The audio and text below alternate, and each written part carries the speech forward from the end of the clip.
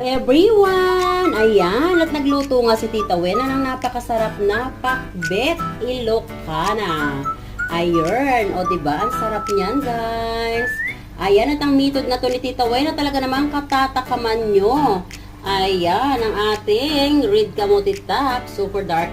Ayan, syempre, para malaman nyo kung ano-ano nga bang ingredients ng ating pakbet Ilocano, ay panoorin mo lang yan sa long video. Ayan, at talaga namang from my table to your table. Ayan guys, sobrang sarap nito, promise.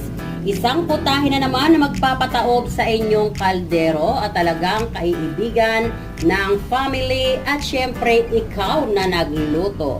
Ayan, so kaya naman ano pang hinihintay natin?